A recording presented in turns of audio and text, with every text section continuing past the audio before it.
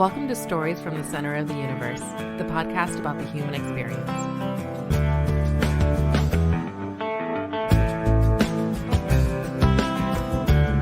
Greg Burton, welcome to the Center of the Universe. I appreciate you joining us tonight. It is always a pleasure to come to the Center of the universe. It is the Center of the Universe, right? Yes. You've lived in a couple different places, but we're actually in the center. Ross Luck told me very early on, Ashland, Virginia is a special place. And I don't think he's wrong. Of course, I'm a little biased. I'm from here, too. I love it up here. I probably don't get up here enough. There's great people and great restaurants, and yeah, it was awesome. And it's always nice to, get your passport punched when you're coming from the West End to come all the way out here. It's great. It's really not Richmond Metro out here. It sort of is, but it sort of isn't. It's a unique place. So I guess our connection, Silent Rob's here tonight as well, but our connection to you as a podcast is through Ross. Yes. Ross Luck, who obviously the Luck family is embedded in the fabric of Ashland, Virginia, right? I mean, when I first heard the story about Luck Chevrolet, oldest continually family-owned Chevy dealership east of the Mississippi. And he will tell you that almost every time you talk to him. But I love that. I've bought my last 3 cars from him. Oh, wow. And so when we started the radio show for real in 2004, he was one of the first people to jump on. Yeah. And he was just a great friend, and I knew him through covering the University of Richmond. He's such a hardcore U of R fan, and of course, his dad and the rest of the family, and half of the folks that work at Luck love Randolph-Macon as well. Oh, so my gosh. Yeah. He's just a great fan. But I've learned so many other great friends up here, a lot at Randolph-Macon, a lot of connections there. So, yeah, he's a great friend. Well, you were very gracious to talk to him about doing this, and then the fact that you're here is awesome. No, it's a pleasure. You guys do a great job. It's fun, and we were talking a little earlier off, like the posterity of it, the history of it. just having people tell their stories for the record is awesome. So you don't have an accent, so you could be from anywhere in the country. I don't think you have an accent. Are we drinking at all? We can if you want. The accent will come out. Do I need to give you pops? The accent would probably come out. Is it a Philly accent? A little bit, yeah. Water. Yeah. Okay. Water. Yeah, stuff like. Or I just start talking faster. I think I just start talking faster. And my first TV job was in Pocatello, Idaho. Which no one's ever heard of. You hadn't heard of it. I had not heard of it. It's a dual market, Idaho Falls and Pocatello. They're about 50,000 people each. They're in southeast Idaho, about 2 hours north of Salt Lake City. It's beautiful. It's an amazing place. It was one of the best things I ever did. But when I got there, the first week of the job, the news director said, "You have to talk slower." I was those poor cowboys had no clue what I was saying. I was speaking, literal cowboys, not the actual cowboys. BS Count in Dallas. Yeah. I was just talking so fast. I was so excited. I was young. I was like 24 or whatever, and it was really fun. But yeah, I think just over the years, learning to talk clear and concise, and so but. If you brought out some red wine or some Miller Lights, then it would go away pretty quick. When did you feel comfortable in Idaho? We're going to bounce back to where you grew up and all that, but when did you feel comfortable there? Almost immediately. The first thing I ever covered, first story, first day, was high school rodeo. High school rodeo is a sport. Not where you're from, but out there. And I was like, I have no clue what's going on. And I had to do a live shot first day, and I'm doing it, and the horse was taking a leak behind me. Swear, absolutely. The cameraman did his job, though, didn't show. And I was like, and it just, it sounded like a waterfall. And so it was, I was like, this is going to be, but it was like such a great adventure. It's really close to Yellowstone and Jackson Hole, Wyoming. It's gorgeous north of Salt Lake City. And so I grew up, in that sort of, Philly, Baltimore, DC, northeast, concrete jungle. And so going out there was so amazing. Everybody hunts and fishes, and I learned so much. I'd never been hunting. I'd never been fly fishing. It was awesome. It was so great, and I learned a lot. I was there for 3 years, and then I moved here to Virginia. All right, so you were living in Delaware at the age of 24. How did you connect to Pocatello, Idaho? I wanted to work full-time in TV, and I was juggling a bunch of different jobs in and around Wilmington, Delaware, my hometown, working for a radio station, working for a cable TV station, working for our minor league baseball team, working for the University of Delaware, and I was putting out my audition tapes. Literal VHS tapes. Actual tape. and you just pack them up with a resume and you send them all around the country. And was there a service, or did you have to send individual? There were, but I just would pack them up and I would just type out my letters, and because this is 94, so there's no internet. Yeah, really. And so I almost got a job in Wheeling, West Virginia that I wanted really badly because it wasn't that far and would have been a great place to start, and it didn't pan out. And then the next day, this guy called from Idaho, and I was like, I'm going. Only the second time I ever saw my dad cry, because he was like, you're going where? You're going to the other side of the earth. 2,600 miles away. Me and my brother drove. It took us 3 days to drive, but it was awesome. I really, really loved it, and I was there for 3 years, and it was just, it was a great. I didn't go away for college. Right, I went to Delaware, which was 20 minutes from my house, and so that was my going away from home experience, and it was far. I mean, it was great, but everybody in my family came to visit at least once. They probably loved it too. They loved it. I mean, everybody's been to Yellowstone. Everybody's been to Jackson Hole, and it because it was all so close, and so, everybody's watching Yellowstone now, right? Because it is a great show. Rob even has that. Montana, right? I mean, I can't tell you how many times I've been to Montana and Yellowstone, and so everybody's like, we were there, I'm like, oh yeah, it was, it was really cool. It was an amazing experience. It's part of this country, but it is very, very different than how you grew up. Well, I'm looking behind, you have these national park things behind you, and I'm like, yes, there's so many amazing places out there, and the ones that people know of, and then all these the local places that our weatherman would take me to, this is my secret fishing hole, right? And it's amazing, right? It's the water's clear and you're just pulling fish out nobody's business, and it was awesome. It was so cool. All right, let's back up. You grew up in Delaware, suburbs of Wilmington? I'm contractually obligated to say the first state. Just so you know, it is the first state. I've been to your capital in those old, really old buildings. Well, how does Delaware, since you brought it up, how does Delaware have the claim to first state? Were they the first to ratify? Ratify the Constitution. Okay. Yep. Our version of Paul Revere is Caesar Rodney, and he rode in to one of the third person to sign it from our state. We were the first one to ratify the Constitution. What's his name again? Caesar Rodney. Caesar is spelled like Julius Caesar? Yeah, Caesar Rodney. He's that was a name. That was a name back then. There's a high school in Dover, and there's a statue in Wilmington, Rodney Square, and it's Caesar Rodney on his horse because he rode from Dover to Philadelphia. To Philly, yeah. Wow, I've learned something. There you go. My job is done. Crack the beer. I'm in the water. We do have beer if you want some. You probably won't like what I've got. Of course. Well, I'm more of a bourbon guy. Probably have some red wine upstairs too if you want to crack that. There we go. We'll stick with a coffee. I did do Dunk and Dunkin' Donuts and a little water. We're good. Do you drink coffee at night all the time? No, but to get you amped sometimes. Okay. Yeah. When I was in TV, I was I would drink 10 cups a day. And because we were doing the 11 o'clock news. You watch the folks at Channel 6 or 8 or 12, and you're working a 3 to 12 shift, and so I used to drink so much. That was your work day, so you're drinking your so work just day. Drinking it, and then you go to sleep at 2, and you wake up at 10, whatever. That's kind of a rough schedule, but you didn't it's mind I guess it's all those people that sort of do second shift and third shift, and so you just sort of get used to it.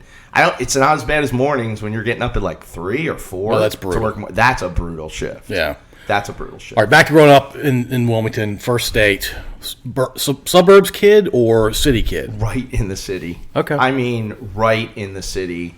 My folks still live in the same house. I went to a small Catholic school called St. Elizabeth's, and it was awesome. I loved it. I walked to school every day from first grade to 12th grade. Oh, same school? Same school. Elementary school's on the first floor. High school's on the second floor. How many kids per grade?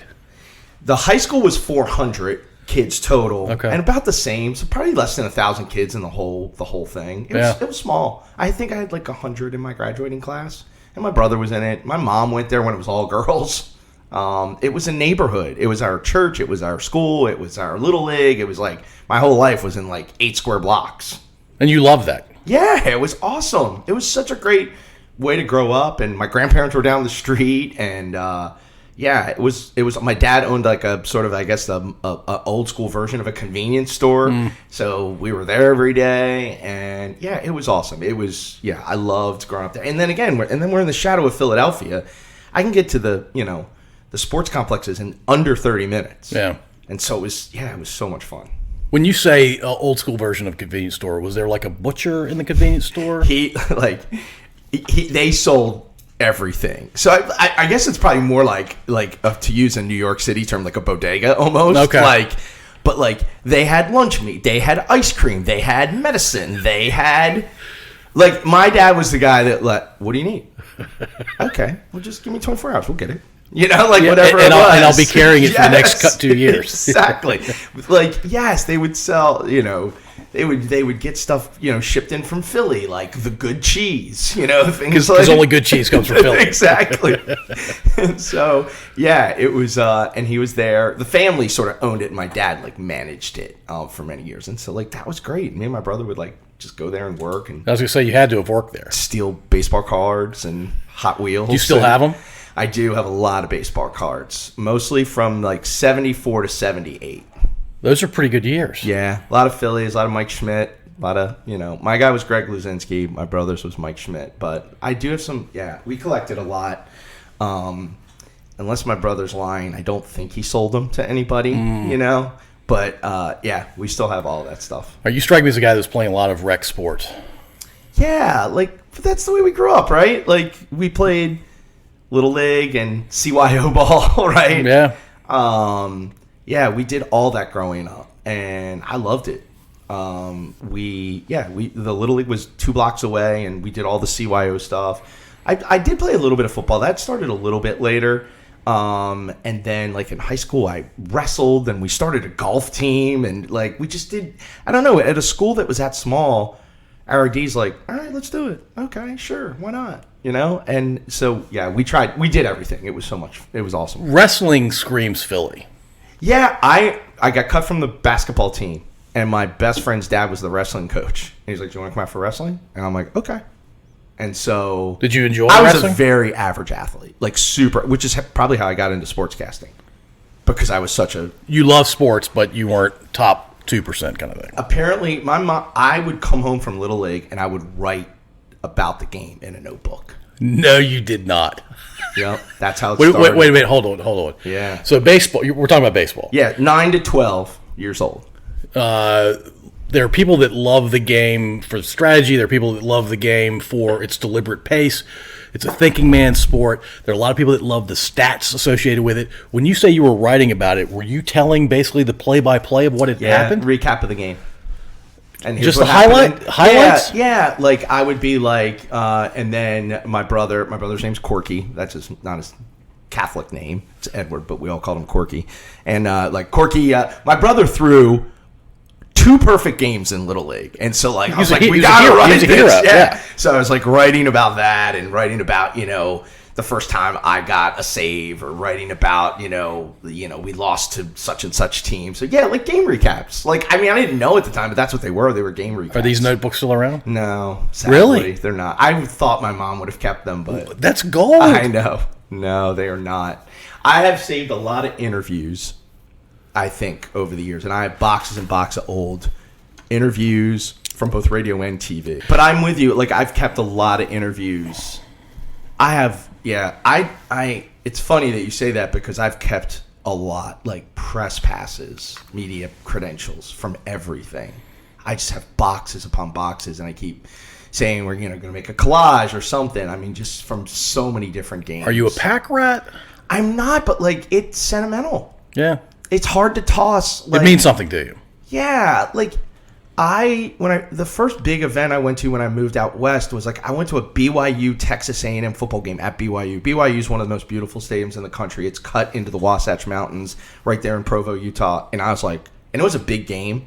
And I was this is amazing. And I still have this random press credential from BYU Texas A&M. But it brings those memories back, right? Yeah. And so I have all that stuff, and I have a lot of interviews and a lot of swag from just different things I've been to, and championship games and World Series and all that kind of stuff. And so, yes, the notebooks don't exist, but I definitely have a lot of memories and memorabilia. Have you inquired with your mom what happened to your notebooks?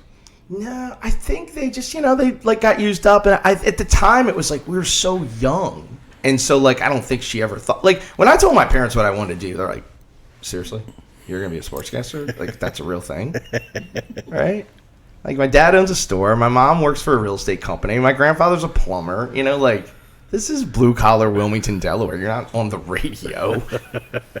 Those are fancy people, right? It almost like a dream. Yeah, and so, but that now since, my mom and dad have saved everything. Every clip, every article, Since you started in Idaho? I mean, even in Wilmington. So I was working for a local, like, Wilmington's version of WRVA. Okay. So the news talk station there, and like stuff that I did for U of D, stuff I did for the our minor league baseball team's called the Wilmington Blue Rocks. Okay.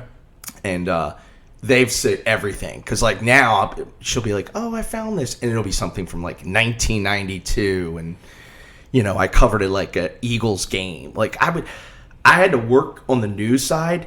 But I would like just go do sports like on the weekends for the station. So I went to so many Eagles games. When Don Shula set the wins record, I was at that game. I was at that game in Philly. Oh my gosh! Yes. Yeah, I was on the field after the game. I was in the nosebleeds, but and I was just covering it for this radio station and just getting interviews. And so like I did so many of those, like.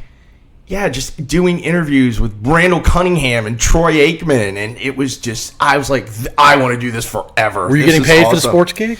I would, so that, like, on a Sunday like that, no. Like, I would work a full-time job, but I would basically work Monday through Friday, and then on the weekends, I would just go do the sports. But you had access to credentials and the gear and all that kind of stuff. They're like, oh, yeah, go. Oh, we're good. That's pretty cool. And then eventually I got paid to do sports there, but I started as just like having to cover, like everybody else, city council and school board and the exciting stuff. Oh my gosh, brutal.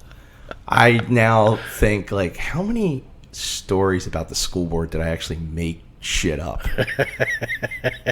You want to hear something hilarious?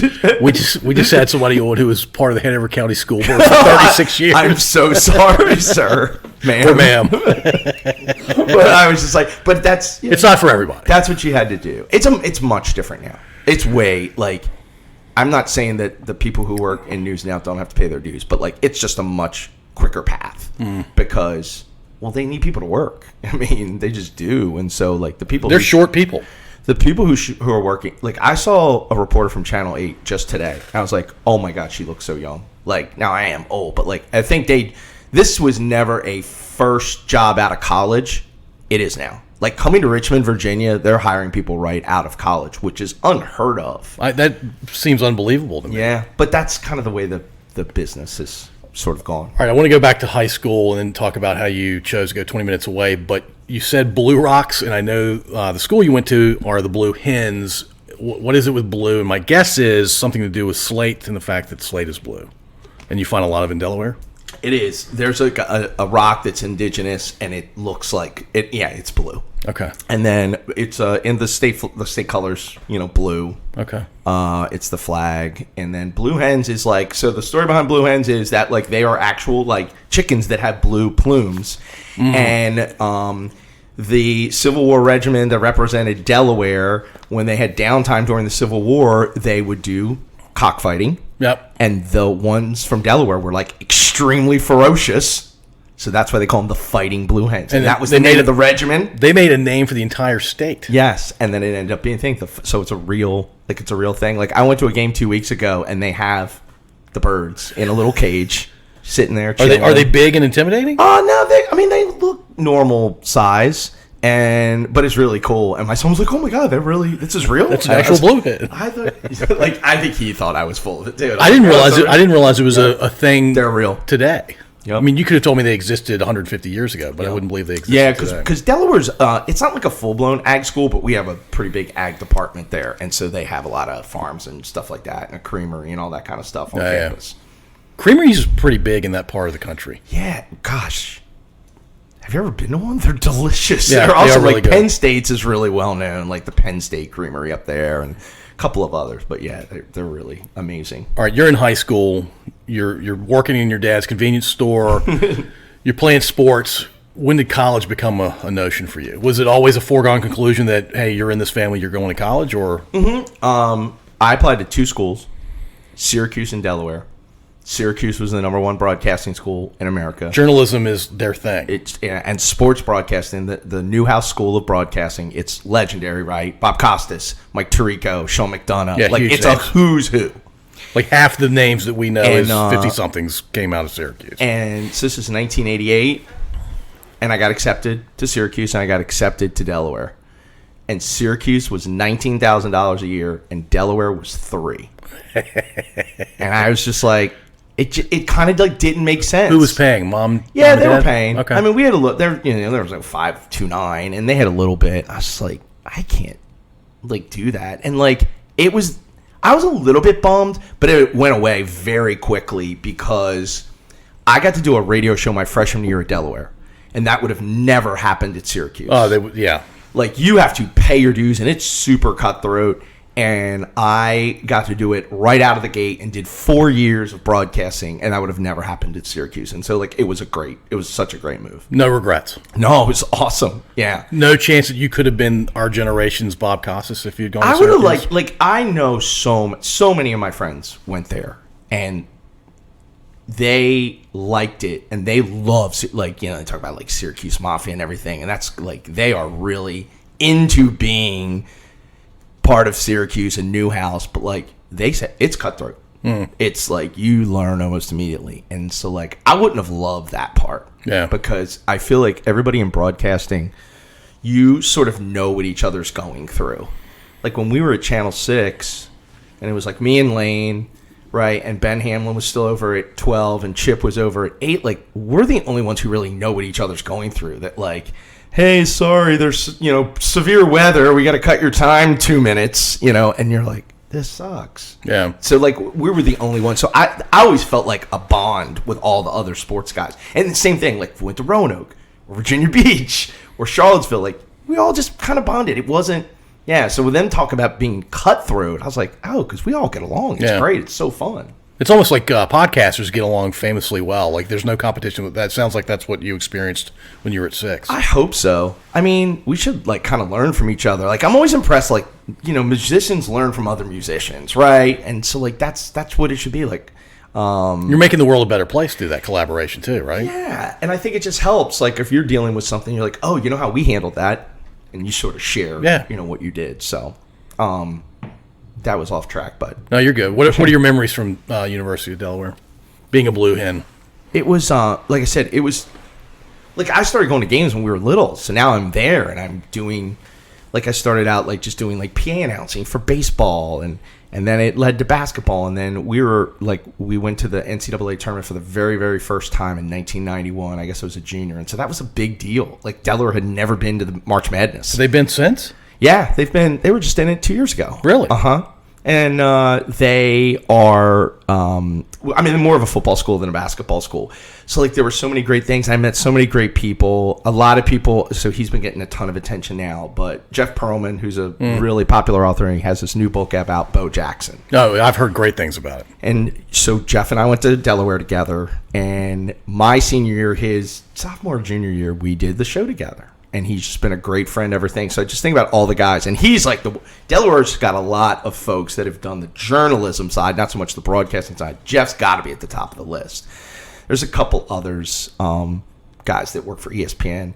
But, yeah, I think, like, all those things that we went through when we were little, when we were in college, and just, you know, thinking we knew everything and we had no clue. And just sort of remembering all those great, but like all those Delaware basketball teams when we were not very good for a long time and then got good was pretty special. That's really cool. Yeah, that's like, because now, like, then I move here and it seems like it's all about basketball. Like, Richmond's got this great heritage. It is a basketball and VCU's got this great, and UVA's up the road, and then half the people still love Carolina even though they're down the road, and then you got Duke fans, and then Randolph-Macon just wins the national championship, you know, and they've had amazing history, right? And so, you know, if we start talking about coaches, like Mike Rhodes, one of my favorite guys of all time. I mean, I got the job in Richmond 2 weeks after he got the job at Randolph-Macon. Now, he had been there when he got the head job. Right. And so, like, to me, like, we always talk about how, like, we were kind of trying to figure it out together.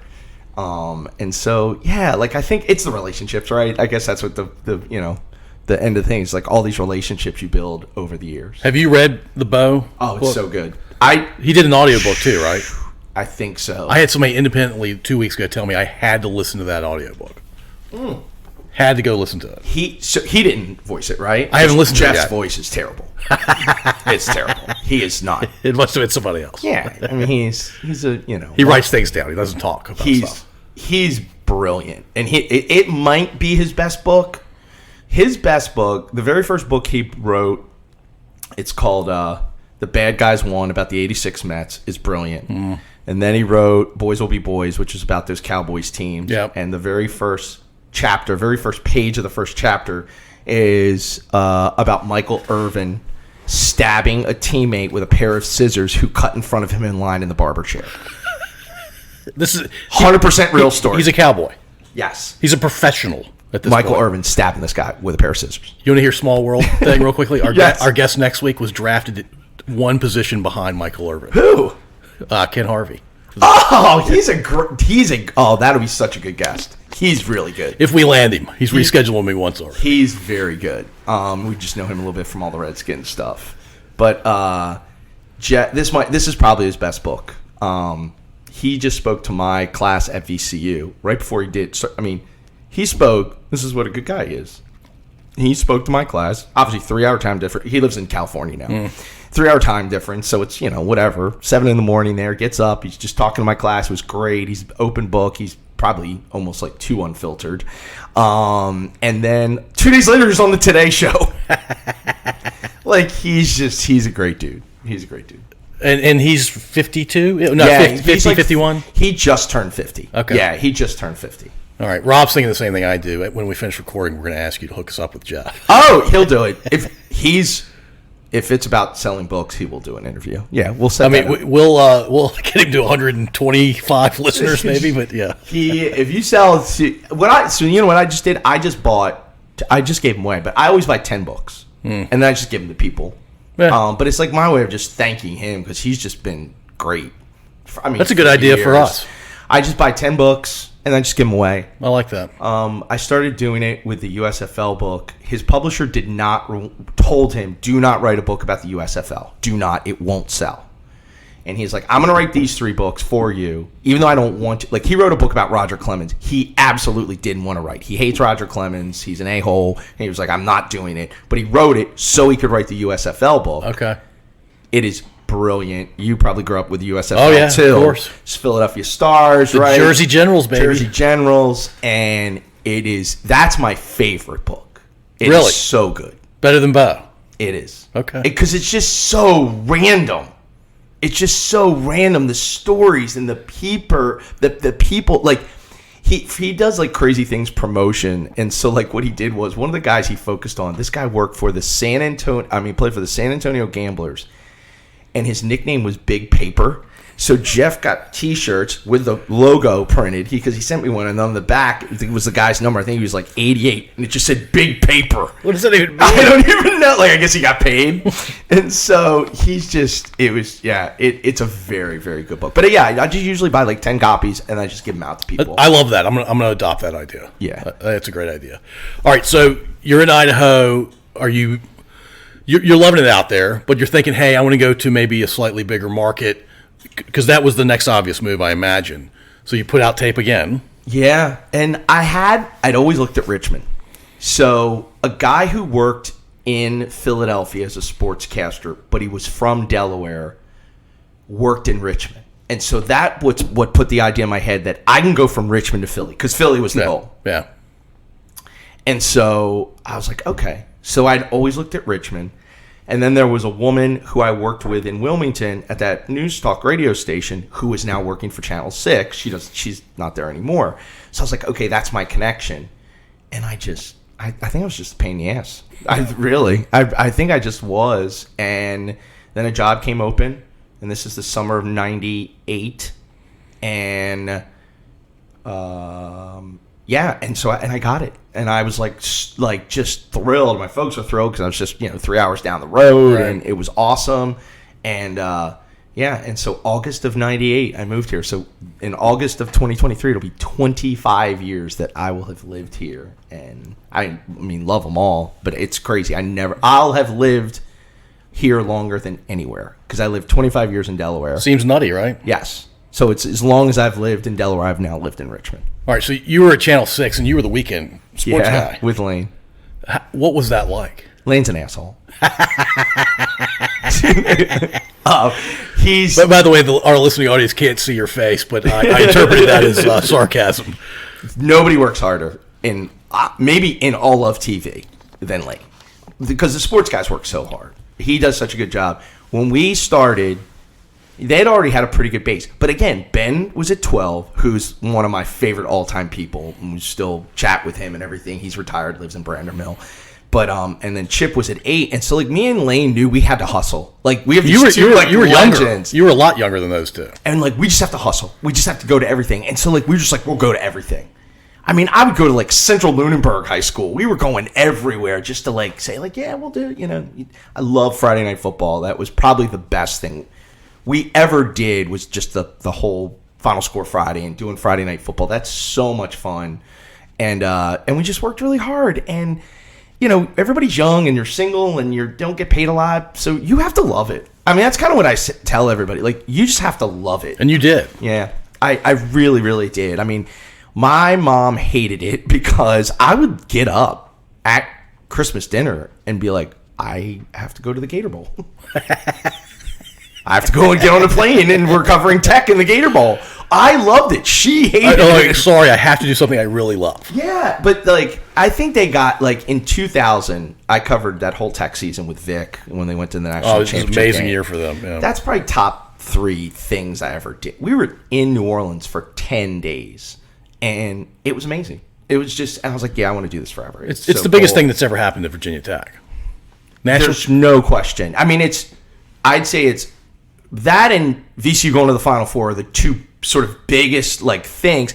That's not to discount UVA winning the national championship in basketball, because that was major, but like they were on the cusp so long and they're so good, and Tony Bennett is a brilliant coach, but the other two things just were so unlikely. Right. And that's what made it sort of like special. There's been so many championships, but like those two things were just like on another level, the way they captured everybody's attention. Vic not being the top recruit out of the Tidewater area, going to Virginia Tech, nobody really knew what he was. And then he shows off his arm, and it's a perfect spiral, and he's throwing it like 70 yards effortlessly. Like flicking his wrist. Yeah, he's not even really trying. Do you remember the first game? His first game was against JMU, and they had like sort of like I guess it would sort of be like RPO almost, but he ran the ball and he dove from the 5, did a flip into the end zone, but like landed strangely on his ankle. I'm like, oh my god, he broke his ankle like first play, and he didn't. He was fine, but like that's when we were like, oh my god, this guy's ridiculous. He's different. So that was just. But that whole run was so much fun, and so you do have to love all those moments, because it's. We'll I'm sure get to like what I do now, and I work with all these young people now at VCU in our grad school program who want to work in sports, and we're like, sports is nights, weekends, and holidays. So if you're gonna be like, well, I've got my buddy's wedding, we're like, you actually have a game. Yeah. Like, so you have to love it, because you're gonna miss stuff. It's like being in the military almost. I agree. Yeah. I mean, well, in that regard. Yes, yeah. In that regard. And so I just think you have to love it and not think about all the other stuff. Like, but my buddy makes 3 times what I make. I was like, but he didn't get to go to the Fiesta Bowl. I did. And so like that was like a fair trade to me. He didn't get to interview this guy that I would have loved to have interviewed. Everybody would have loved to have interviewed. I went to the World Series. I'm a huge Phillies fan, and I got to I'm a huge Astros fan. Are you really? Yes. Oh my gosh. We should just end this right now. I'm so pissed. Please stay. Why was this not discussed beforehand? I've been to 7 World Series, and so like to me, and I don't say that. Do you mean like all 4 as to 7 a fan, games? covering some, like everything? I've been to every Phillies World Series since I was born. Wow. That they were in, and then I've went to a few others, and so like it's just like I got to do like I don't know 7 Final Fours and a couple Super Bowls, and so like to me like that just I don't ever think like but I didn't get to do that or what, like that was to me a fair trade off all those cool things. What's your favorite World Series memory that you were in attendance for? The Phillies 1980. I was 10 years old and I went with my dad when they beat the Royals. Tug McGraw striking out Willie Wilson. It was probably the first series I really got into. Yeah, because I was 12 maybe at the time. The reason I was obsessed with taking my son is because my son just turned 10. And so the symmetry of my dad took me when I was 10. You can't miss that. And now here's my son likes sports. Doesn't love it. He's a gamer. And but here's the thing. I'll tell this story real quick. So my son loves gaming, and you guys have kids like Rocket League. My son loves Rocket League. Okay. Yeah. We watched the Rocket League World Championships streamed live. Okay, and it was on YouTube Live, and it was also on Twitch. It's big money, right? Huge. Yeah. And my son got excited for that the way I would get excited, when the Phillies were in the World Series. And so I was like, okay, it makes sense. Yeah. Like, that's not but that's his thing. And so it's really, really, really cool. And so, but he loved it. He loved going, first of all, ice cream in a helmet, that wins every time. You can be in any setting. That wins every time. I pretty much will put anything in a helmet now for him, and he'll eat it. So he loves that. But it was really, really cool. But that's number one, going with my dad and seeing the Phillies win the World Series. I think 1980, the Phillies won the World Series, and it was the Miracle on Ice, U.S. beating Russia. Man. I think those two things probably shaped me. I don't want to overstate it, but like those are so embedded in my brain that I'm like, I want that. I want to capture those moments. Watching the U.S. beat Russia and then win the gold medal, and then like going to the World Series, whatever that was. That was February, and then October. 8 months later, like, yes, this is what I want to do. For the younger listening audience, the Americans beating the Russians in those Olympics was like taking the best 15 Russians from the NHL and putting them against kids from the University of Michigan, the University of Minnesota, whatever. Exactly. And our amateurs beat their professionals. It's unbelievable. Tell them to watch Miracle on the Disney Channel and Disney Plus, and it's amazing. It's probably the biggest upset I can think of. I think it's the gold standard. Like when you think, because now like everyone's like, so in the media we always rush to label everything the greatest, the most, and like, so we probably overstate it now, but for that moment. And that time period, because now we know everything that goes on because of the internet and social media. Yeah, that's the gold standard. Everything sort of begins and ends. There's kind of a mystery to it too, because you didn't really. There was not. It wasn't live. Yeah, it was on tape delay. That's right. It was on. We found out at like 5 o'clock. Because if you listen to the radio, and then the game was on at prime time at 8 o'clock. Where was that Olympics? Lake Placid, New York. That's right, it was in the U.S. Yeah. Lake Placid, New York. Which is kind of a weird place to have the Olympics anyway. Yeah, it's so crazy. All right, we talked about Tech back when Vic was there, and you also mentioned the Rams basketball team in 2011. What are your memories of that run? Because nobody saw that coming. That was, so I was teaching at VCU as an adjunct, but I wasn't like really working. So the program I work for is called the Center for Sport Leadership, the VCU Center for Sport Leadership. It's a graduate school program, master's degree in sport leadership, that trains people to work in the sport industry. And it's amazing. It's the best team I've ever worked on, and my colleagues are awesome. And I've never thought this is like my second dream job. I love it. And we've got people that work all over the world, and we can talk about that later. But I was just starting to get involved with them, and I was doing some internet broadcasts for VCU and helping out, and I was doing the radio show. So I was along for that whole ride. Well, I say most of that ride. VCU lost in the CAA final, right? People forget that. And so Shaka didn't even get the team together to watch. He just got like Joey Rodriguez and like one or two other seniors, maybe like Rozelle or Skeen. And I was already scheduled to travel with Richmond because we knew Richmond was getting in. And so when VCU got in, I don't know if I've ever told this story. When VCU got in, the AD, who I was great friends with, and my friends there, they're like, "You're coming with us, right?" And I'm like, I can't. Who was the AD? His name was Norwood Teague, and then my friend Mike Ellis, who was the deputy AD, and they were like, "You're coming with us?" And I'm like, "I'm going to Denver with Richmond." So I traveled with the University of Richmond, and this is Chris Mooney, had only been there a couple years, who's another amazing dude, and we flew to Denver, and Richmond VC was in the first 4 game. They beat USC, so then they go to Chicago, and they're like, "Come to Chicago," and I'm like, "I'm in Denver." And like, it was just amazing. And then they both win, and then they both go to San Antonio for the Sweet 16. Were they both 11 seeds? No, Richmond was like maybe a 9 or 10. That's the highest they probably ever been. Yeah, they were really good. Yeah. They were really good.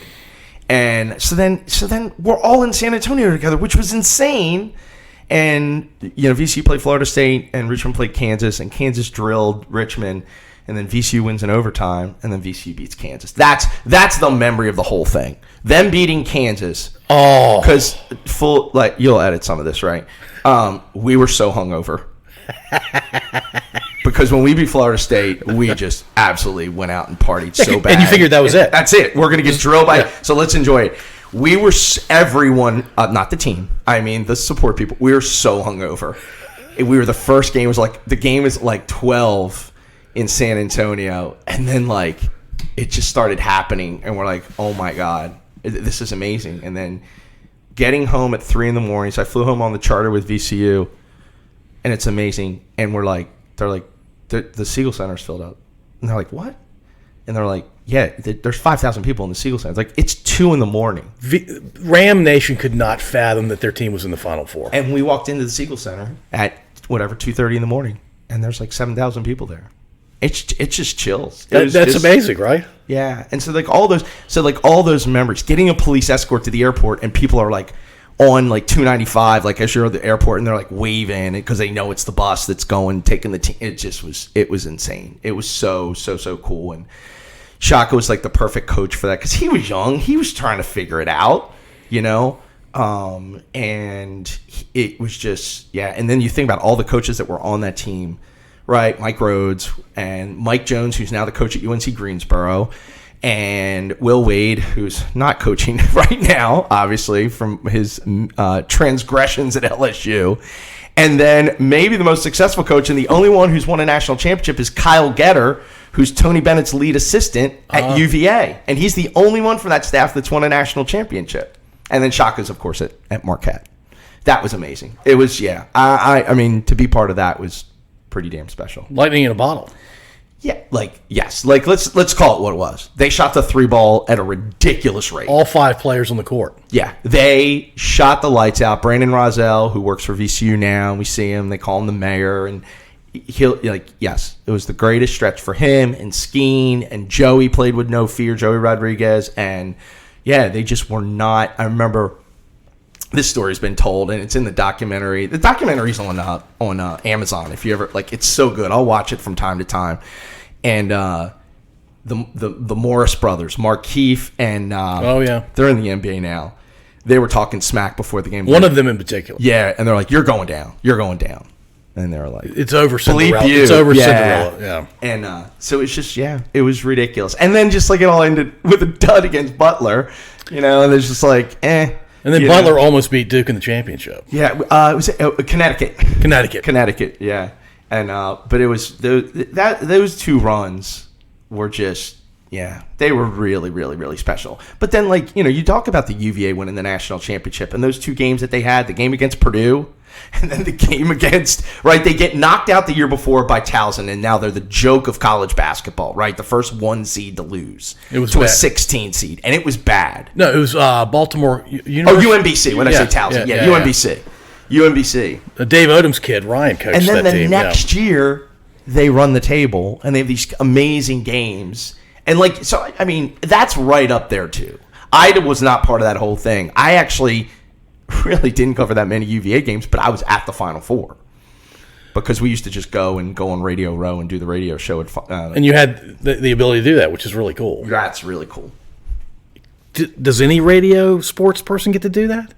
So we were the Westwood 1 station in Richmond, so we carried the whole tournament, and so then basically we would go. And honestly, so you know how they rank media markets, right? New York's 1, LA's 2, Chicago's 3. Richmond radio market is 56, 57.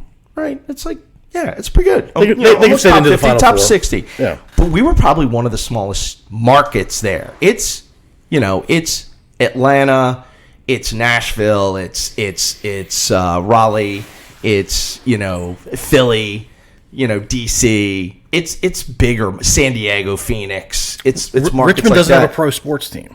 Yeah, I think that's why, but we were always aggressive, kind of like we were with Channel 6, can we do it? Let's just go do it. We were very lucky at Channel 6 that we were able to travel, and I give them credit. So first of all, can we just say real quick, Channel 6 is the only station now that has local sports.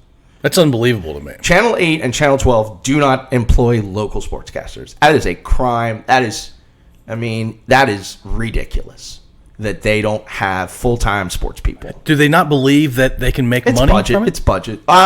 If they're not, it's because they don't have the right people selling it. Yeah. In my opinion. I agree. In my opinion.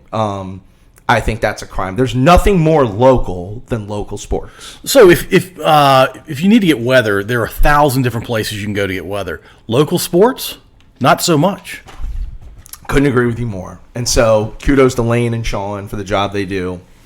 And like they'll do some stories on 12 and 8, but like they're not covering it. Yeah, it's not consistent. It's ridiculous. They'll do a big story that becomes a news story, not necessarily a sports thing. Yeah, I just think like sports is part of every community's fabric, right? People coming together, and not even football. Like, look, we just had the volleyball championships, right? Midlow won. Patrick Henry's got a dynasty, right, for volleyball. Seven in a row. My goodness, like that brings people together. It is a huge source of pride. Yeah, and Randolph-Macon winning the national chip. That brings people together. So I think that's really important. All right, when you first started at 6, who were the weekend guys at 8 and 12? So great guys. At 8, it was my friend Kevin Brandmeier, who now works for Goldman Sachs and makes $1 gazillion. Because he was just like, screw you guys, I'm going to go make money. He pivoted from not making money to making money. He lives in Brooklyn. He's awesome. We talk a couple times a year. When we go up to Brooklyn, we'll see him. And he was great. And he was an L.A. guy. He grew up in L.A., went to Louisiana, and then came to Richmond. And then I can't remember the guy at 12.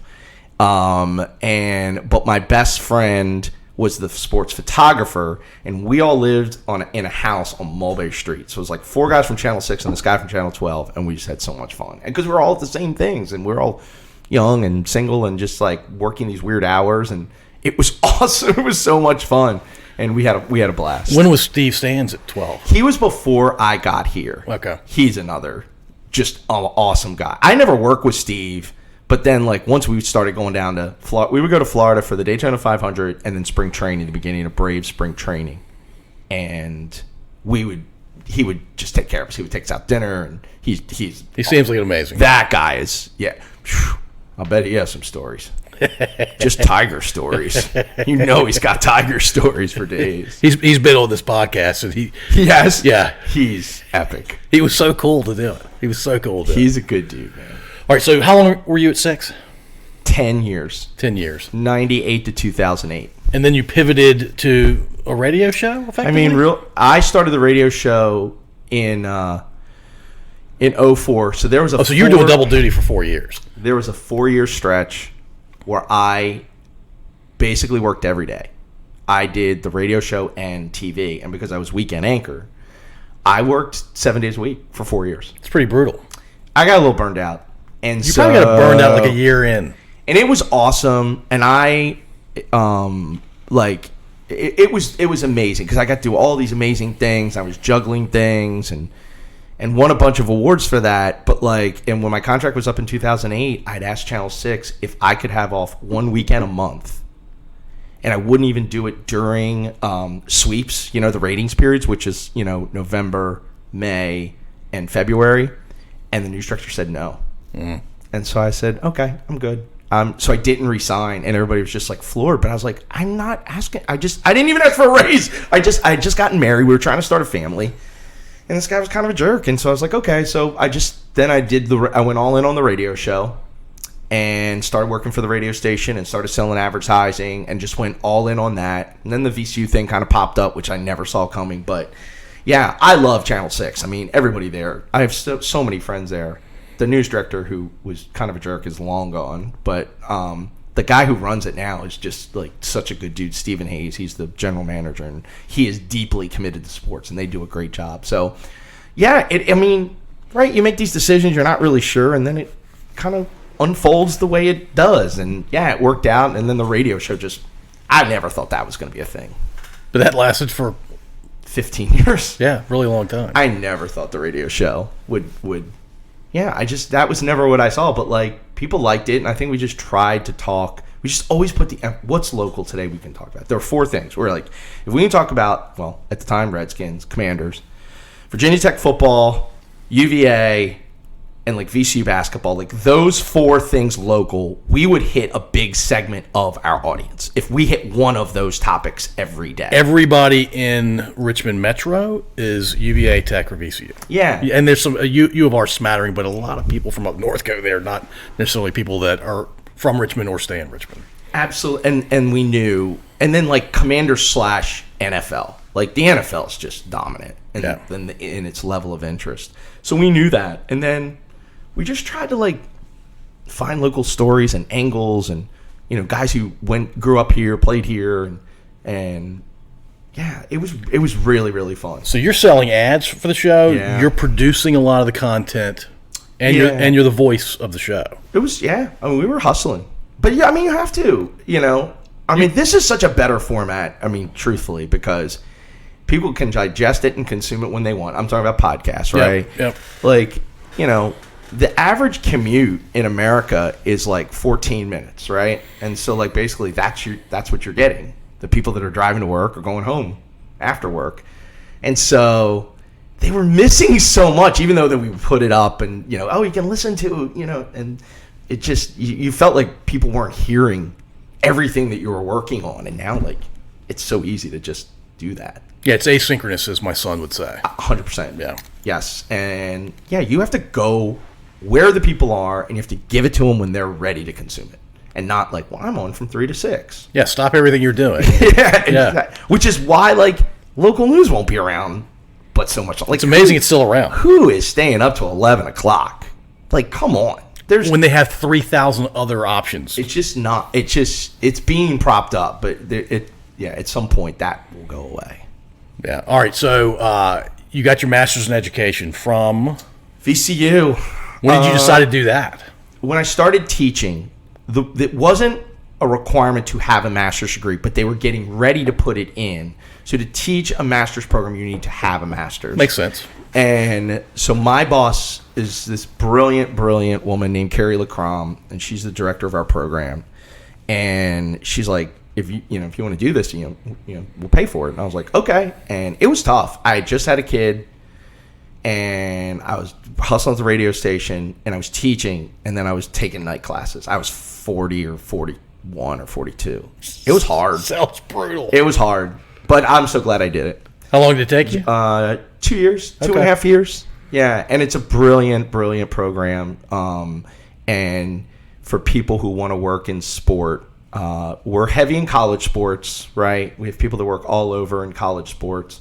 But we have people that work for the NBA, NHL, NFL, NASCAR, F1, USGA. Like, there's not a segment of the global sport industry where we don't have somebody working. When did that program start? It started about 23 years ago, 99. And it used to be called the Sports Center. Okay. Because it was modeled after VCU's advertising school, which is called the Brand Center, right? Which is the #1 advertising school in America, VCU's Brand Center. And so our athletic director at the time said, we'll call it the Sports Center. Then this company in Bristol, Connecticut was like, hey, you can't call it Sports Center, people. Could you politely change the name? So they called it the VCU Center for Sport Leadership. Why does ESPN care?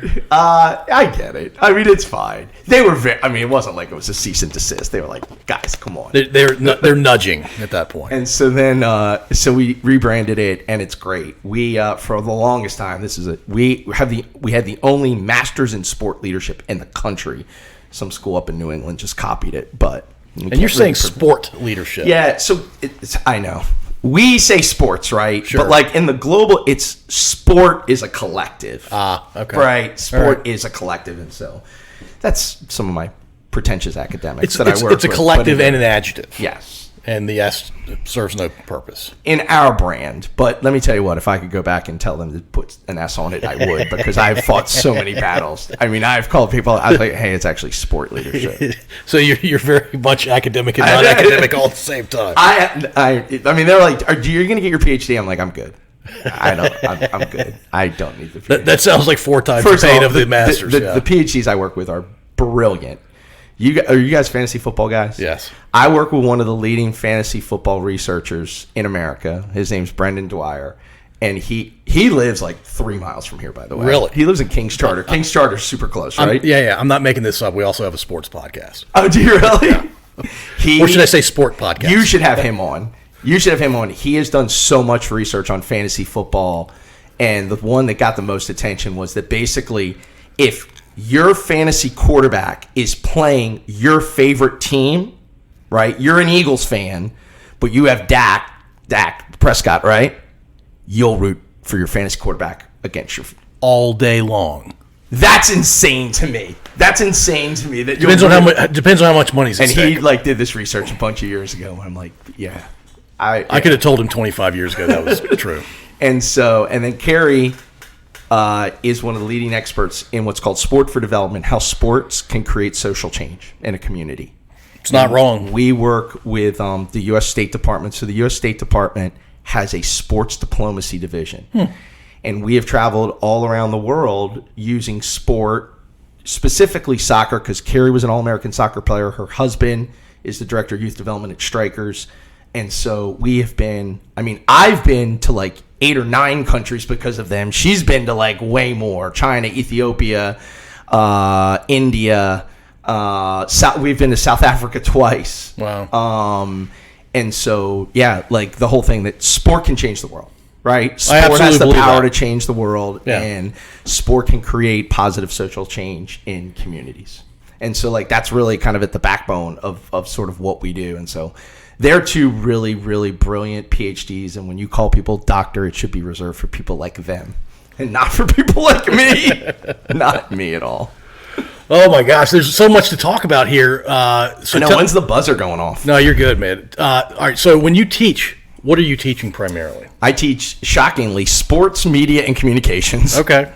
Seems to be in your wheelhouse. It is not how to be a reporter. It is sort of an insider's perspective of how this media industry operates, and it has changed a lot. There's been so much disruption, right, in the last 10 to 15 years, right? We didn't have iPhones 16 years ago, right? Social media is relatively new. Streaming, right, is now just massive everywhere. People are cutting the cord left and right. 10 years ago, ESPN was in 100 million households. It's now in less than 80. And it's going 80 million households. And continuing that direction. And that's money, right? Yeah. That's hemorrhaging money. Every subscriber, that's $8 a month, right, times 80 million. So you can do sort of the math on it. ESPN's losing billions and billions of dollars, which is why they're all losing. Every cable channel's losing money every time somebody cuts cable. But ESPN is losing the most because they have the largest subscriber fee. And so we talk about that. We talk about sports fans changing consumption habits, how they get their sports news and information, how they watch live sports. And we talk a lot about content. Yeah. And what content resonates with what audience. And we talk a lot about that and how that drives, like with teams. There was just a question on the midterm, and it was, how teams are using social media. Mostly, they're trying to drive you and influence you to buy tickets. That at the end of the day, that's what they're doing. And there can be all sorts of ways to do that. And so we talk a lot about that. I also teach a sales and like sponsorships class, which again, I probably don't teach that class. So I didn't end up selling advertising for the radio station and like having to knock on doors and cold call and all that kind of stuff. And like, so we talk a lot about sales and then development, which is fundraising in college athletics. Definitely an intersection of sports and money, sports and business. We teach the business of sport. Okay. That's what we do in our program. We're teaching the business of sport. Like this, we have a leadership in sport class, sociology in sport class, an event development and facility management class, my class, a coaching class, and like a sport finance class. So that's just this semester. If you're in love with sports, every aspect of sports, it's a dream program. Our students take classes in the morning, and then every single one of them has essentially a part-time job. We call them graduate assistantships, and they're working the afternoons and evenings in their GA, their graduate assistantship. About 2/3 of our students work for VCU Athletics, but we have 4 that work at U of R. We have them work for the Squirrels, for Strikers, for Kickers. We have partnerships with pretty much every sport organization in Richmond. Like this new Green City thing that's going to go up, just down the road. Tell me what that is. Yeah, Green City? Yeah. That's going to be the new live, work, play development, and part of it is going to be a 17,000 seat arena. It'll basically be the new, Richmond Coliseum. Where's it going? Right over here, like 295 and 95 and over that. Yeah. Old Best Products. Oh. Yeah. Wow. And it's going to be amazing. It's going to be amazing. And then, between that and what's going on at Virginia Center Commons with that smaller convocation center. Right. So sports tourism is the number one driver of revenue in the tourism market for Richmond. And that's crazy because we don't have pro sports. But so it's largely generated by the amount of amateur sporting events we have. So like the two biggest weekends for sports tourism in the Richmond area is NASCAR weekend, which obviously has dwindled, but it still is a moneymaker, and Jefferson Cup. Wow. Right? Which is a boys weekend and a girls weekend. And the number of teams that come and so they call it heads and beds. How many hotel rooms? Yeah. And occupancies at an all-time high for those two weekends. And we have some friends. Jack Berry runs Richmond Region Tourism, and we have some folks who work on the sports side, and they'll go out and they're trying to bring events to Richmond, right? They're trying to bring, they just where's Pole Green, right? Pole Green's right around here. They just had like the Atlantic 10 cross country championships at Pole Green. It's crazy. Right? That's bringing all those teams here. Yeah. Right. And so, but yes, Richmond is more than lacking a pro team. We lack facilities. And so we do have some that are really great, right? Like RF&P Park or like River City Sportplex down in Chesterfield. But this coming Green City and Virginia Center Commons and then our athletic village at VCU that we're going to build, that's going to help us lure more events here. When that arena gets built at Green City, we'll host NCAA tournaments again. Like we'll be back to having that's awesome. The NCAA tournament. That's they've just been waiting. We have other NCAA events, but we've had things like we've had U.S. figure skating events here. We've had the Olympic trials for the Taekwondo were in Richmond like 2 summers ago, down at the convention center. So like we have all these random events that probably don't get covered that much, like in the TD. I'm not saying that they should, but it's really, really cool. We used to talk a lot about it in the radio because we had a partnership with them. I thought it was important for people to know that like this is helping us. Like it's driving economic impact in Richmond. And so it was really important for us to share that. And they're doing some really cool things. But when those facilities come online, it's going to take it to another level. All right, so let's back up to no pro sports teams in Richmond. DC's a couple hours away, but it's not Richmond. Was there any point when you were at CBS 6 or on the radio where you're like, I regret us not having pro sports in the city of Richmond? Not really. I mean, maybe because I know the economics of it. We don't have enough people to support a team. I mean, how many versions of minor league hockey did we have? Like several, and they all had to start with an R, the names of the mascots. So that was it's tricky. It's hard. There's a lot of competition for all of our entertainment dollar now, right? Not just sports, but how are we going to spend that discretionary income with our families? I mean, what Parney and the Squirrels do is as good as what any team at that level does in America. Oh, they're brilliant. Yeah. Parney will tell you, he's spoken to our grad program many, many times. He's like, I'm not in the baseball business. I'm not in the player development business. I'm in the memory-making business. I want people to come to the Diamond, say what we want about the Diamond, but I want people to come to the Diamond. I'm like, that was fun. We got to go back. That's his goal. And more people can rally around that notion than just coming to see a good ball game. Or this shortstop's going to be with the Giants next year. That's cool to me, you guys, but the average fan, and certainly my 10-year-old son, that's just not going to resonate with him. And so I think that I never felt like we needed pro sports because we did have the Redskins, now Commanders, up the road, and then they brought training camp here for whatever it was, 7 years, and so we were with them all the time. And this is a college sports town. I think college sports drives sort of drives the bus in many ways. And not just, I'm not even talking about Virginia Tech, VC Richmond. Do you know how many SEC football fans are around here? Way too many. Right? There's so many Georgia fans and Alabama fans and all the people, then ACC fans, Duke and Carolina. And I'm full disclosure, I'm a big South Carolina football fan now because Shane Beamer. We had him on the radio show every week during football season for like 4 years. And so I love what he's doing. That win over Tennessee, I was screaming my head off last week. They killed them. It was awesome. And the backstory is his offensive coordinator. Their offense has been terrible. And everybody's saying he has to fire his offensive coordinator. His offensive coordinator is his oldest friend in coaching. Yeah, he's not firing him. Well, I don't know if he will or he won't, but like I don't think that's hard. He's obviously he's a good coach, but they're not getting it done. So what do, right? And there's all this pressure. And it's Marcus Satterfield. He's a great dude, but they've been struggling. And then they dropped 63 on Tennessee. Like, how's that even happen? Sometimes it just takes time, man. Yeah, it's just like, it's so crazy. So we're a college town. We're like a AAA town, right? We're like Louisville. We're like Memphis. Yeah. Right? And they're both cool towns. And that's what I think we are like. And so I don't. Like, could Norfolk get a team? Like that the Hampton Roads could get a team because there's just a boatload of people who live down there. Within a 45-minute drive of Norfolk. There's so many more people that live in that part of the state than here. And so, like, if a team's coming to Virginia, it's probably going there. The last pro sports team that I know of to be in Central Virginia was the Virginia Squires in the 70s.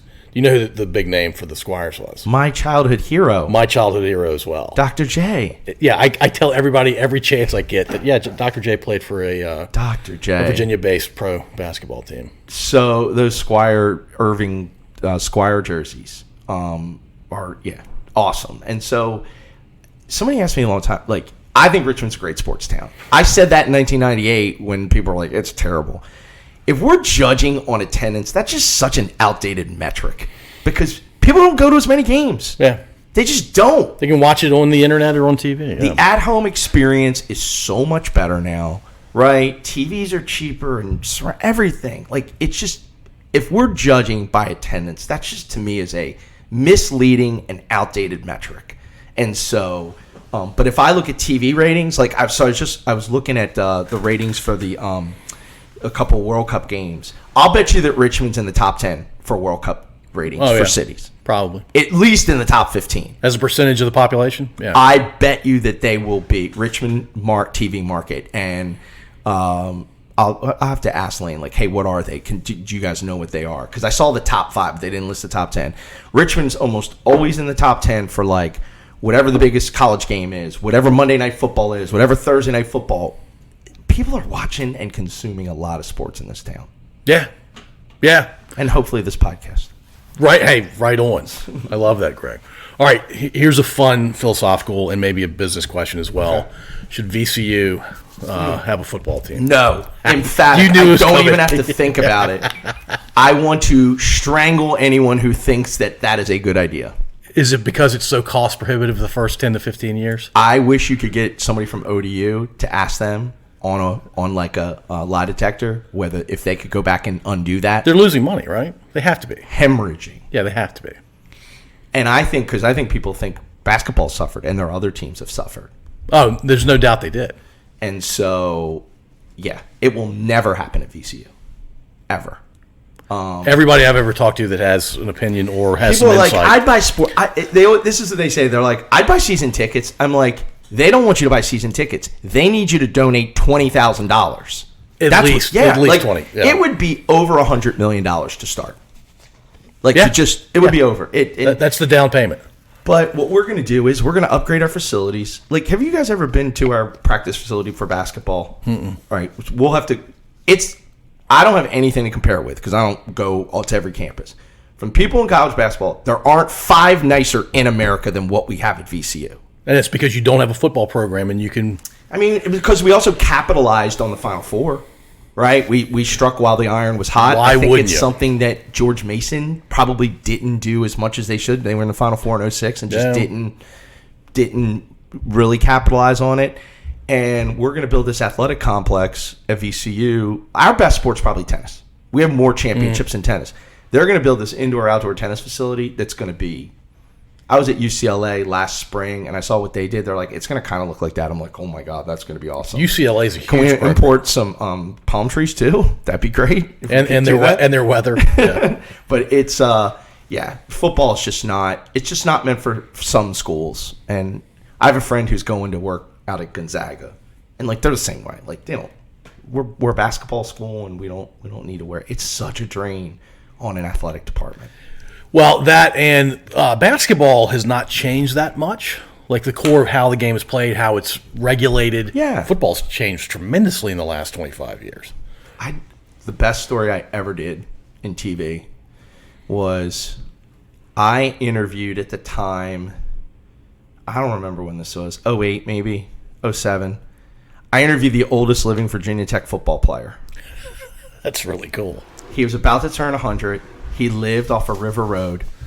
I got in touch with his daughter, and they're like, we ride the donor bus from Parham Road to Blacksburg, rode the bus with him, sat with him at the game, followed him the whole day, interviewed him. It was so awesome. It was so great. His name was Robbie Robeson, and he graduated from Tech in 1934. He played against Bear Bryant.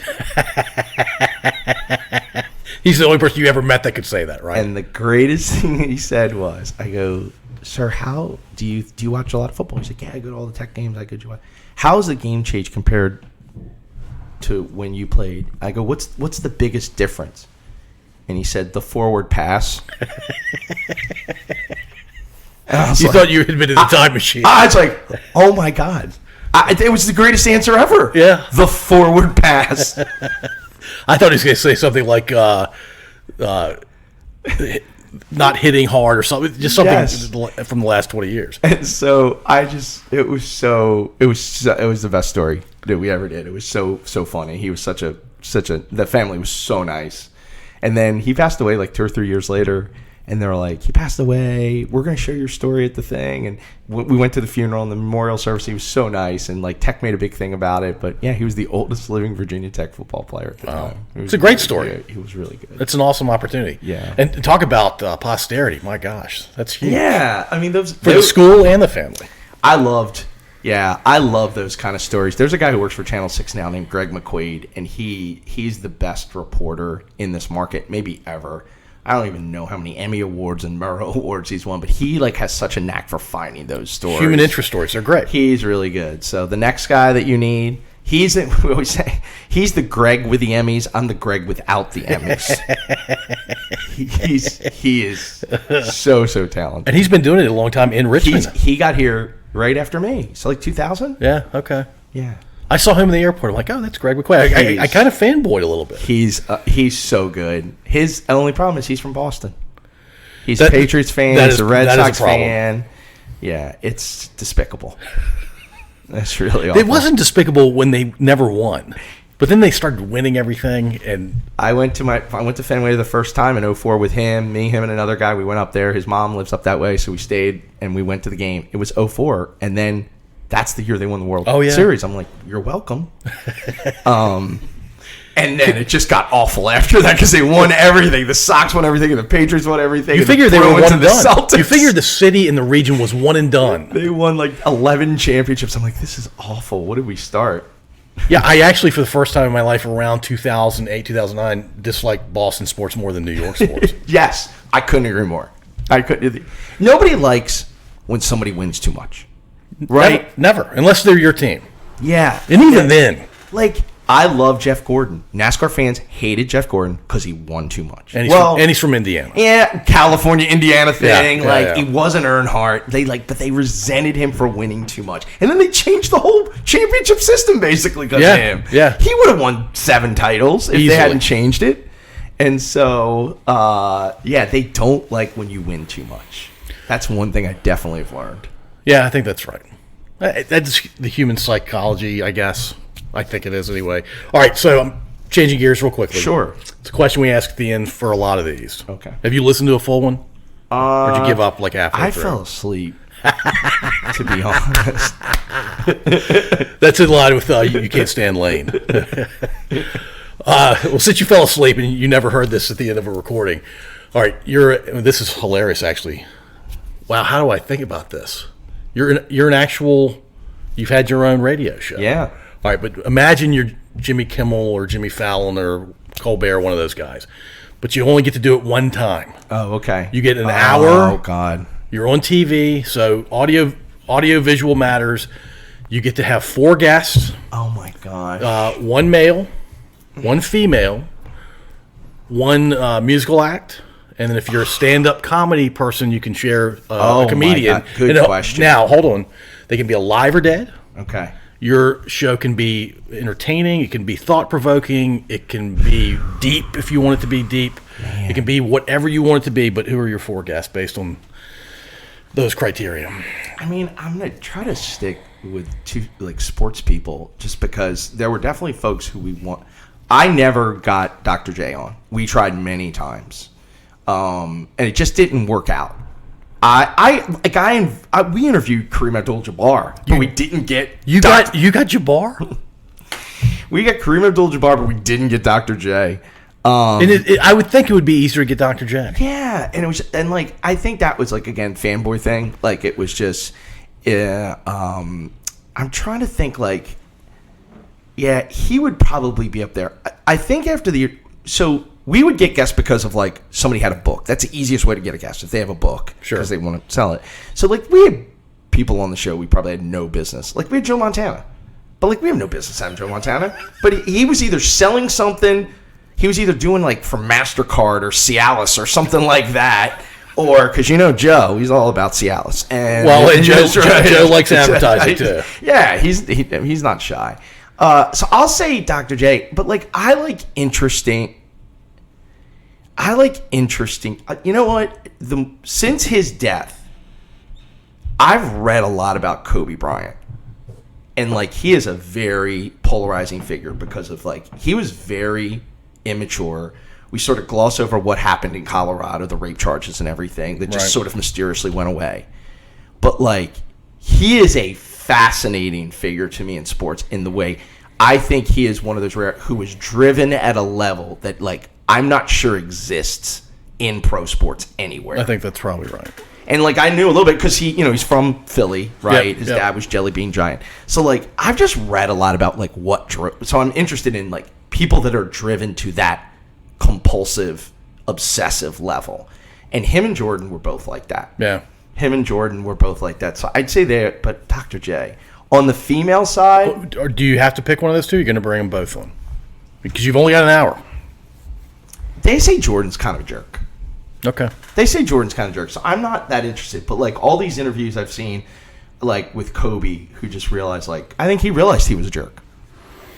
And so when he stopped playing, it was almost okay, I don't have to have that edge anymore. He just became obsessed with his daughter and everything, and he brought his creative side out too. Oh my God, absolutely. So I don't It almost reminds me of Andre Agassi. Remember how vilified Andre Agassi when he was first on, and he was brash, he had the spiky hair, and the mullet. You can't say spiky hair. It was a mullet. It was a mullet, and he was he was a villain, and then he became this beloved figure. I love these he was the Vegas transformations. He was the Vegas bad boy, and then he was beloved. Yeah.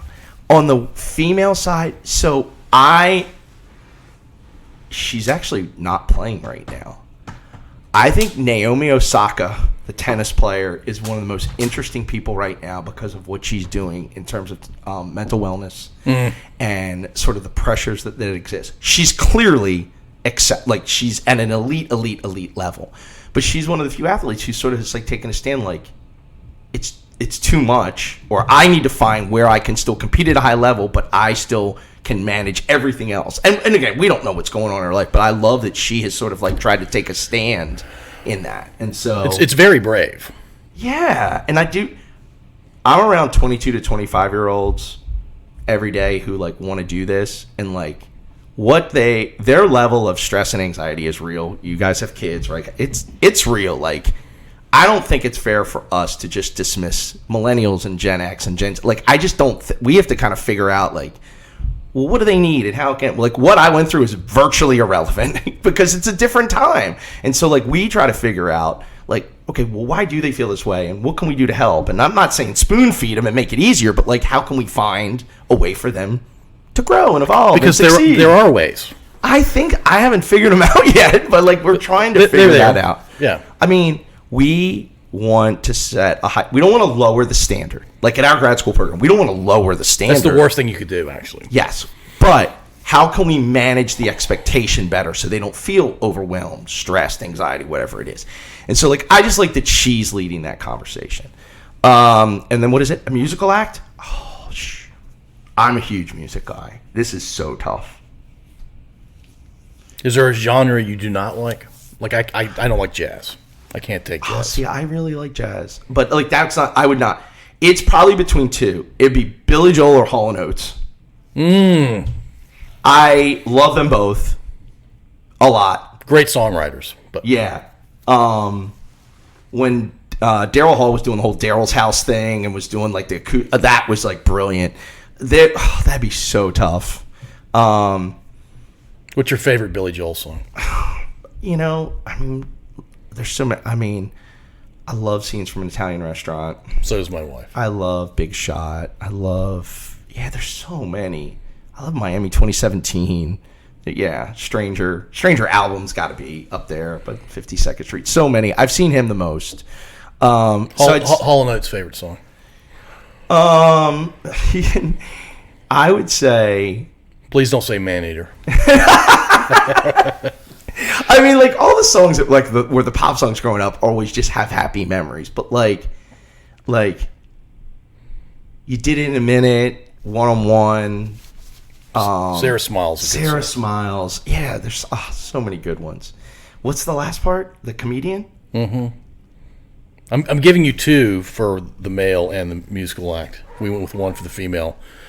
You can have two comedians too, but on this one I preferred you just one give us, comedian. Just give us one. There's so many funny ones right now. Like I mean, think comedy's made a comeback. So Sebastian Maniscalco has basically encapsulated growing up Italian. He's really funny. The whole skit he does about when company comes over. The material's so good. It's so when company comes over when you were little compared to now is so funny.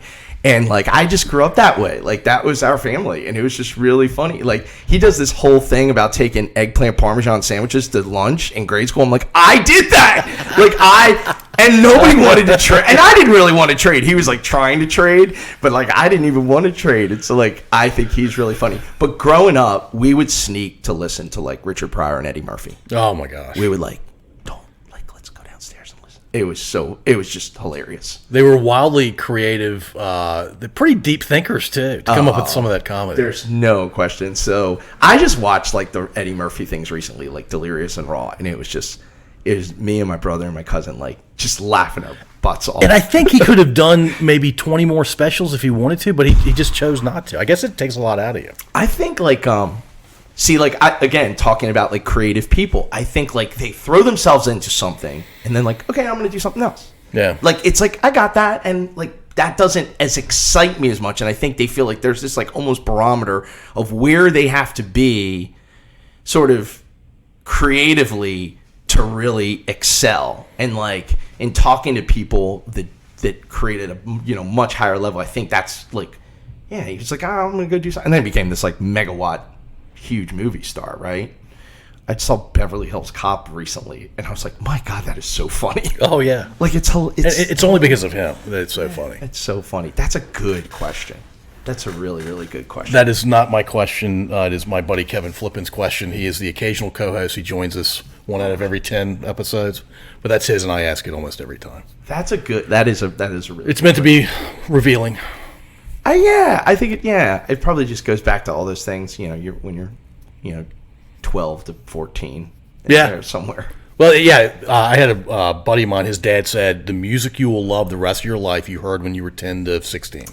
Yeah, 80s music is a big thing. But 70s and 80s music. But we grew up with a lot of like Sinatra around the house.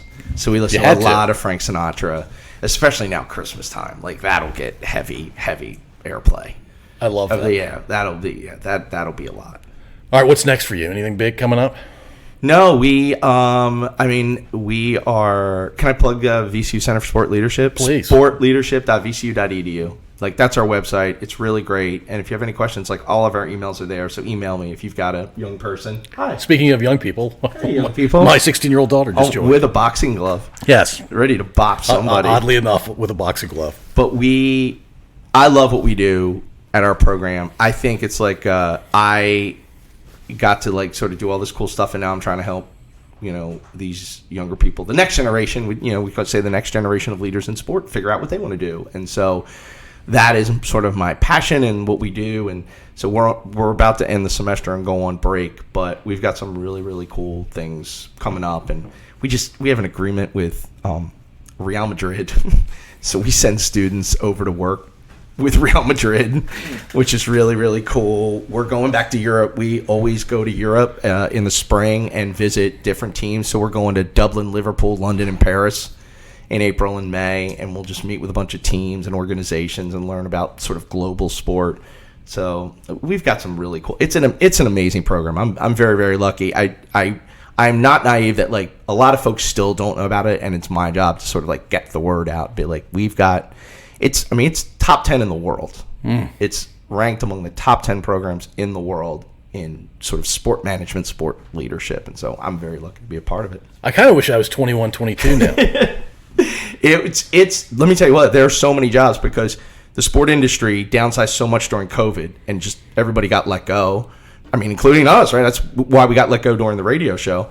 And then, but now everybody's trying to ramp back up. So there's a lot of opportunity in sport for young people at all levels. And so I think our students that are graduating in May are going to have a lot of opportunities. It'll be great. Yeah, it'll be really, really fun. I can hear it in your voice that you're all about the students, which is great. Yeah, and I think because of the team we have too with Carrie and Brendan, it's just it's really, really, and we've got a great our athletic director Ed McLaughlin, who despite being also a Bostonian, is an okay guy. But he's a huge partner of ours, and like Mike Rhodes is an alum of the program. When Mike was the coach at Randolph-Macon, he got his master's degree part-time through our program, and I was like, really? I was like, how'd you manage to do that while you were coaching? He's like, I wrote a couple of papers, and they gave me a master's degree. I'm like, let's not tell that story to anybody. Not putting that on the website, Rhodes. But it was a different program then. But I was going to say, that was a while ago. He is such a huge advocate for us, and he just spoke to our coaching class. I'm like, you was talking about a guy who captures a room. Oh my God, Mike Rhodes. We're so lucky he's our coach. He's awesome. Greg, thank you so much for doing this. Thanks, Paul, and Rob. Silent Rob, thank you. Appreciate it, guys. Happy Thanksgiving. Merry Christmas. Hold on, Rob's giving me something to say. Go ahead. You got a mic. Tell us about your son real quick. What? Tell us about your son real quick. Oh, man. Trevor is 10. This is awesome. Today, he just won, like, top boy student in his class. Okay. For the first marking period. Nice. So we went to the assembly today, and it was a real proud moment, parent moment. And he is super smart and loves gaming. And we are in the midst of a year-long Uno game. How does an Uno game go a year? I keep score in a little book. Okay. And you win the month, but then we have the total for the year. And he's up 41 points on the year. So we've been that's how close it is. 41 points. I was going to say, that's pretty close. Yeah, it's so close. And there is a prize at the end. And you're not letting him win. No. Yeah. I'm not. And now, like, it's, Uno's a little different with two people, right? So we have, like, kind of some house rules and things like that, But it is so much fun because, and it's because he doesn't play a ton of sports. We've done soccer and this, but it's great to teach. It's sort of teaching competitiveness and winning and losing and this kind of stuff. It's so fun. And so, like, for a kid that doesn't play a lot of sports, man, is he competitive. It's very, very fun, but I'm so lucky to be his dad, and he's a that you guys know. It's like the greatest gift. And you got to go to the World Series with him when he was 10. That was, Game 5. They did not win, but we saw Schwarber hit a home run, and that was like the moment. Like at first pitch in the first inning, and it was just great. So he's awesome, and he's in the 4th grade, and I'm really lucky. Thank you for asking. He's a great kid, and he's just amped for Christmas like every other 10-year-old. As he should. As every other 10-year-old. It's good to be a kid. He actually still believes in Santa. I can't believe I'm not. Is he going to listen to this anytime soon? Because maybe I don't think so. I'm just wondering if we're going to actually get through like the rest of this semester, like whatever, before he goes to break, and like somebody in his class, because this is the age where like I feel like most don't, but like he's like, Well, like, I know it's, like, kind of real, but, like, he at least wants to believe it. I'm like, I am not spoiling it. I am not going to spoil it. You'd be the worst dad ever. And so, like, it's really, so you sort of really know, like, this is it. And so, but I know somebody in his class is going to just... It's amazing it hasn't happened already. I'm stunned. Once it gets to December 1st, all bets are off. Over. It's absolutely over. Thank you, guys. This was really fun. I appreciate it. We had a great time. Thanks, Greg. Thank you for listening. If you enjoyed this episode, please subscribe to wherever you listen to podcasts. We'd also really appreciate if you'd rate and review us. You can find us at scodupodcast.com.